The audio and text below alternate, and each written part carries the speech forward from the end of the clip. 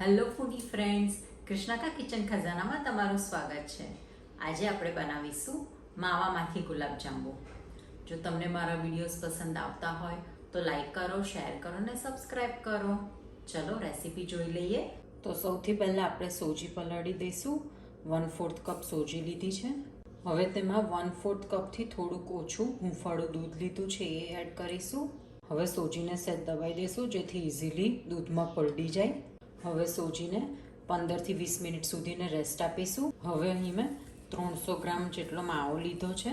હવે માવાને પ્રોપર મસળીને એકદમ સ્મૂથ કન્સિસ્ટન્સીને આવે ત્યાં સુધીને આવી રીતના એને ઘસવાનો છે. તમે છીણીને પણ લઈ શકો છો જેથી લમ્સ ના રહે, પણ માવો મારો સોફ્ટ છે એટલે આપણે હાથેથી જ આવી રીતના મસળી લઈશું. તમે આની અંદર પનીરનો પણ ઉપયોગ કરી શકો છો, પણ પનીર ઘરે બનાવેલું જોઈએ, બહારનું આપણે યુઝ નથી કરવાનું. એકદમ સ્મૂથ ટેક્સચર આવી ગયું છે, ડો ફોર્મ થઈ ગયો છે. માવાને 10 મિનિટ જેટલો મસળ્યો છે. હવે આપણે અંદર એડ કરીશું જે આપણે સોજી પલાળીને રાખી હતી, એ સરસ પલળીને ફૂલી ગઈ છે, એ એડ કરી દઈશું.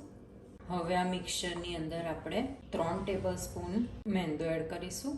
હવે આ મિક્સરને પ્રોપર આપણે મસળીને એકદમ સ્મૂથ બનાવી દઈશું.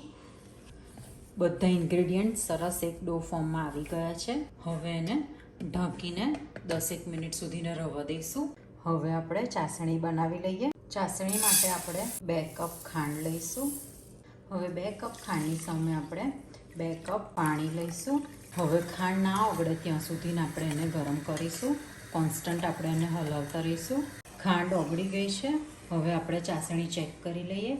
આની અંદર આપણે તારની ચાસણી નથી કરવાની, ખાલી ચીકાશ રહે એ જ રીતના આપણે ચાસણી રેડી કરવાની છે.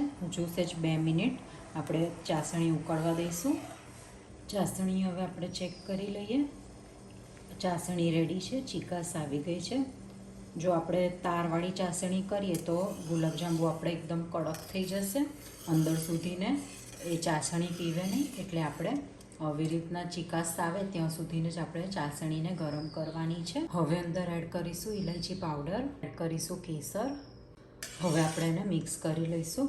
તમારી પાસે ગુલાબજળ હોય તો તમે ગુલાબજળ પણ અંદર એડ કરી શકો છો. ખૂબ જ સરસ ફ્લેવર આવે છે. 10 મિનિટ થઈ ગઈ છે.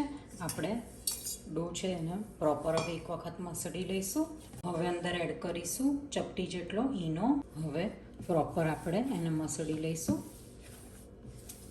માવાને સરસ આપણે મસળી લીધો છે. હવે આપણે એમાંથી બોલ્સ બનાવીશું. આપણે મીડિયમ સાઇઝના બોલ બનાવીને રેડી કરીશું. ક્રેક ના રહેવી જોઈએ એ રીતના આપણે બોલ્સ બનાવીને રેડી કરીશું. માવાના બોલ્સ બનીને રેડી છે. બોલ્સ બનાવતી વખતે તેલ ધીમા તાપે આપણે ગરમ કરવા રાખી દીધું હતું. હવે આપણે ડીપ ફ્રાય કરીશું. સૌથી પહેલાં આપણે એક ગુલાબજાંબુ ફ્રાય કરવા રાખીશું. ઘણી વખતે આપણે માવાના ગુલાબજાંબુ બનાવતા હોય તો ઘણી વખત એવું થતું હોય છે કે તળતી વખતે ફાટી જાય છે. તો સૌથી પહેલાં આપણે એક ગુલાબજાંબુ ફ્રાય કરીને ચેક કરી લેવાનું. જો આવી રીતના પ્રોપર કલર આવી ગયો છે અને શેપ પણ એઝ ઇટ ઇઝ છે. હવે આપણે બીજા ફ્રાય કરીશું. ગુલાબજાંબુને ઓલવેઝ આપણે સ્લો ટુ મીડિયમ ફ્લેમ ઉપર જ ફ્રાય કરીશું જેથી અંદર સુધીને એ ફ્રાય થઈ જાય, નહીં તો બહારથી એનો કલર આવી જશે અને અંદરથી એ કાચું રહેશે. ગુલાબજાંબુ ફ્રાય કરતી વખતે આપણે પ્રોપર આવી રીતના એને હલાવતા રહીશું જેથી ચારે બાજુથી એનો પ્રોપર કલર આવે, નહીં તો હાફ વ્હાઈટ પોર્શન રહેશે અને હાફ ડાર્ક થઈ જશે. એટલે આવી રીતના આપણે હલાવતા રહીશું જેથી ઇવન કલર આવે. ગુલાબજાંબુ ફ્રાય થઈ ગયા છે. આપણે એને બહાર કાઢી લઈશું. હવે ગુલાબજાંબુ ફ્રાય થઈને રેડી છે. ગુલાબજાંબુને હવે થોડાક ઠંડા થવા દઈશું. ગુલાબજાંબુ આપણા હવે ઠંડા થઈ ગયા છે. હવે આપણે ચાસણીમાં એડ કરીશું. ચાસણીને મેં થોડીક વખત ગરમ કરી દીધી છે, હૂંફાળી કરી દેવાની. ઘણી વખત એવું થતું હોય છે કે આપણે ગરમ ગુલાબજાંબુ તળીને તરત જ આપણે ચાસણીમાં નાખી દઈએ તો ગુલાબજાંબુની અંદર ખાડા પડી જતા હોય છે. તો આવી રીતના આપણે ગુલાબજાંબુને ઠંડા પાડી અને પછી હૂંફાળી ચાસણીમાં એડ કરીશું તો એ પ્રોબ્લેમ નહીં આવે. હવે એક વખત આપણે ફરીથી એને હલાવી દઈશું. હવે આપણે ઢાંકીને 2 કલાક સુધીને એને પલળવા માટે છોડીશું. 2 કલાક થઈ ગયા છે. ગુલાબજાંબુએ સરસ એવી ચાસણી પી લીધી છે.